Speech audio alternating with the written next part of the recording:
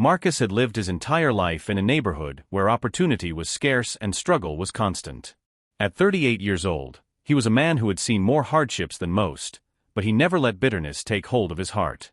Every day, Marcus woke up before dawn, tying his worn-out boots tightly, and set out to work whatever odd jobs he could find, from washing dishes at a rundown diner to fixing broken fences for neighbors who could barely pay him.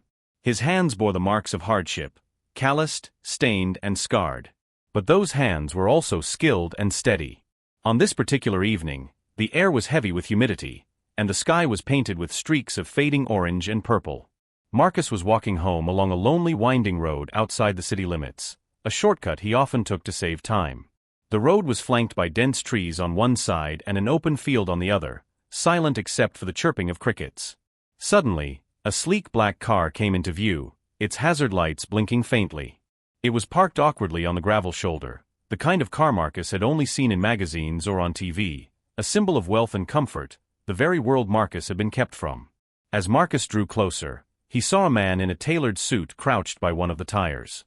The man looked frustrated, wiping sweat from his brow as he fumbled with a flat tire.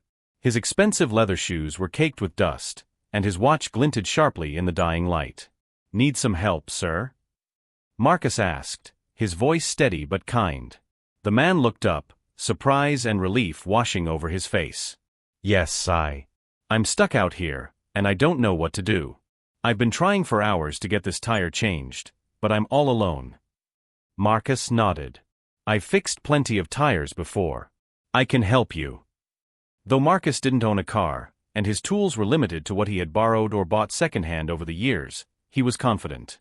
He pulled from his backpack a small toolkit he kept for emergencies, a tire iron, a jack borrowed from a friendly farmer, and a few rags.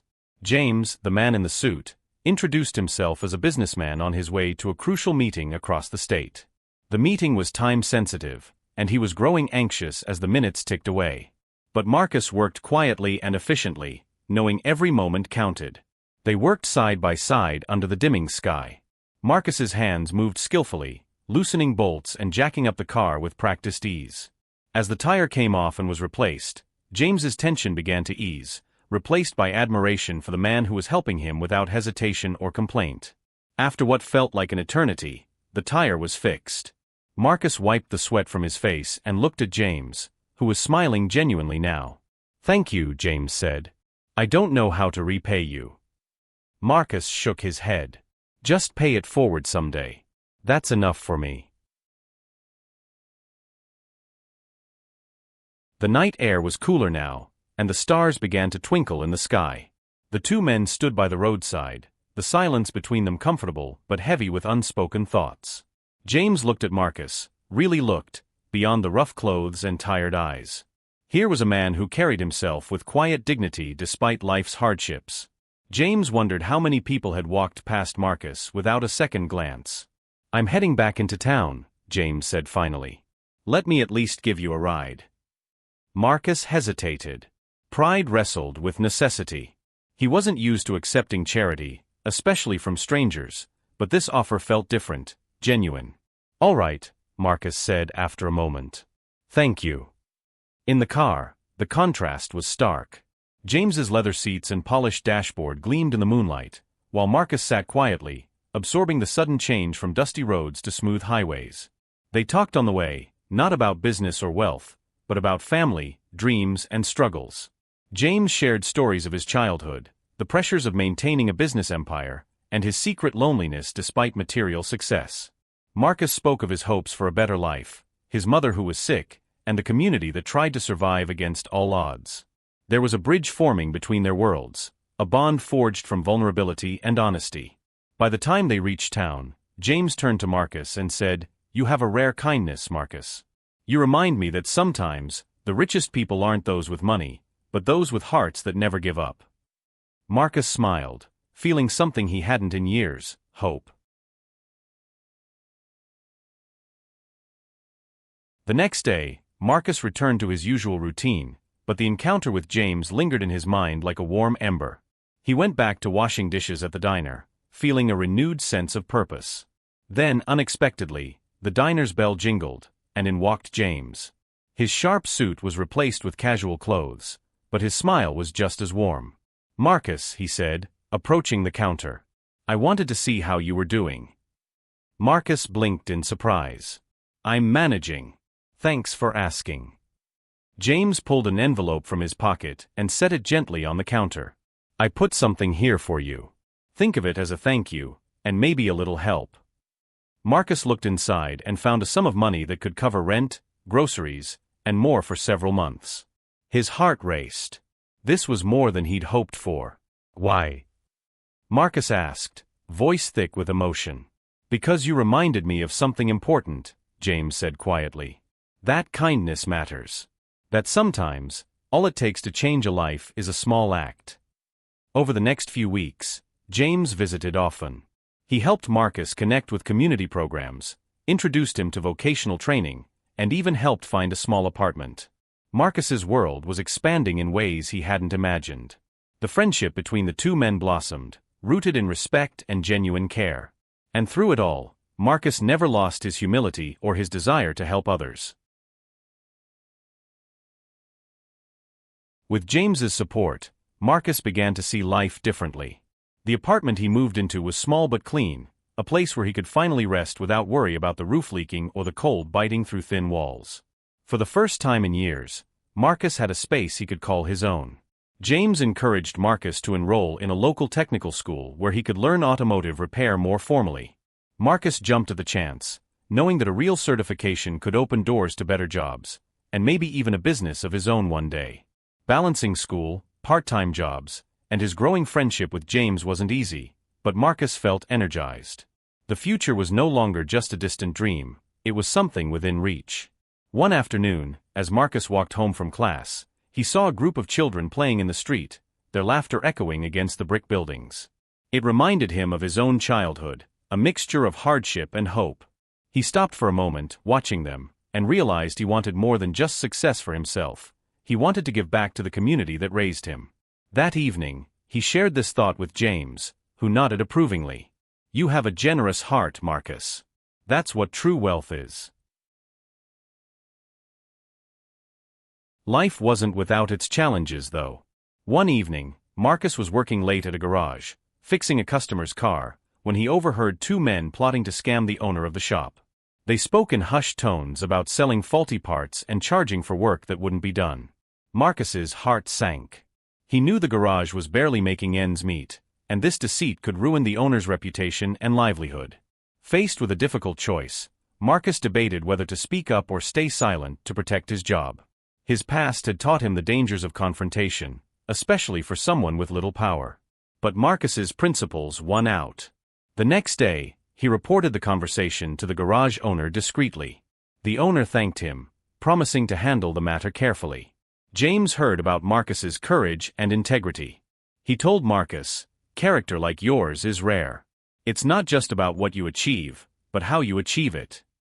This incident strengthened Marcus's resolve. He realized that success meant little if it came without honor. Months passed, and Marcus graduated with honors from his automotive program. With newfound confidence and credentials, he secured a steady job at a reputable repair shop, earning a stable income for the first time in years. But Marcus didn't stop there. Inspired by James and his own desire to uplift his community, he began volunteering at a youth center nearby. He taught basic car maintenance to local teens, hoping to give them skills that could change their futures. James was proud. Together, they planned a small business venture, a community auto repair cooperative where local workers could share resources and profits fairly. Marcus was no longer just a man surviving day to day. He was becoming a leader, a beacon of hope. One evening, as they celebrated a small milestone in their project, James turned to Marcus. "You didn't just fix a tire that day on the road. You fixed a part of yourself, and now you're fixing others too." Marcus smiled, the weight of years lifting from his shoulders. "I guess it all started with a simple act of kindness." Despite the progress Marcus was making, life's shadows weren't far behind. One chilly morning, as Marcus walked to the cooperative space, he noticed a group of men hanging around the street corner, the same ones who had caused trouble in his neighborhood before. They eyed him cautiously, their expressions hard and unreadable. Marcus had heard rumors that some didn't like the changes happening in the community. The new cooperative was stirring things up, and those who thrived on fear and despair felt threatened. That day, Marcus was confronted by one of the men, a tall figure named Derek, who warned him to back off or face consequences. Marcus stood firm. "I'm not here to cause trouble. I'm here to help people build something better." Derek's eyes narrowed, but something in Marcus's calm resolve made him hesitate.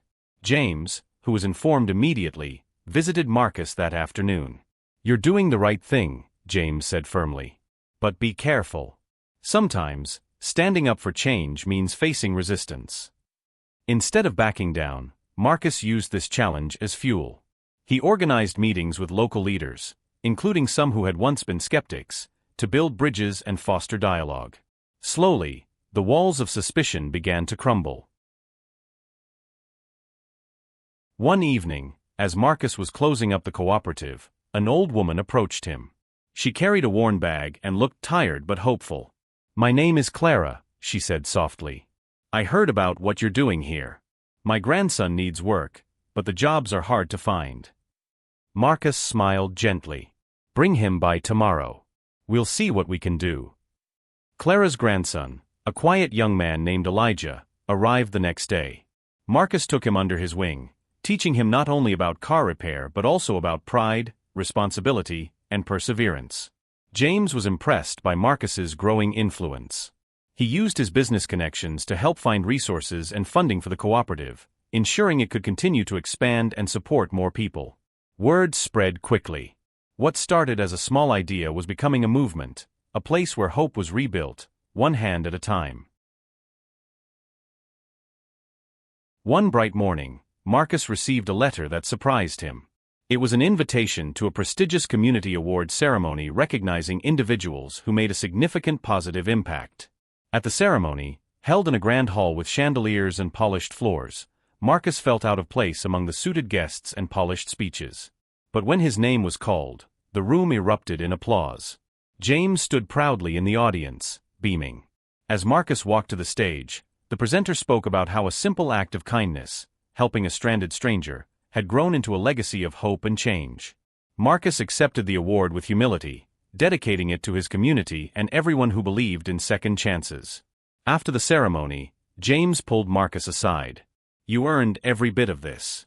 But remember, this is only the beginning." Marcus nodded, feeling the truth of those words deep in his heart. After the award ceremony, life for Marcus continued to evolve, but he remained grounded. The recognition brought more attention and resources to the cooperative, allowing it to expand services, offering scholarships, workshops, and even small business loans for those who wanted to start their own ventures. Marcus never forgot where he came from or the moment that changed everything, that quiet roadside encounter with a stranger who had needed help, and whom Marcus helped without hesitation. James and Marcus grew closer, not just as friends but as partners in a shared mission. Together, they visited schools, community centers, and local events, spreading a simple but powerful message: kindness and integrity can change lives, no matter who you are or where you come from. Marcus found himself speaking at gatherings, telling his story, not as a tale of poverty or struggle, but as a story of hope and the ripple effect of one good deed. He encouraged young people to believe in themselves, to work hard, and to always look out for one another. One afternoon, as Marcus stood watching a group of teenagers learning how to fix an engine, he felt a deep sense of peace. The road he had walked alone for so many years was now filled with others, walking toward a better future, hand in hand. He thought back to that lonely road where he had met James, and realized that sometimes, life's greatest gifts come not from wealth or status, but from simple acts of humanity. Marcus smiled, knowing his legacy would be one of kindness, courage, and hope.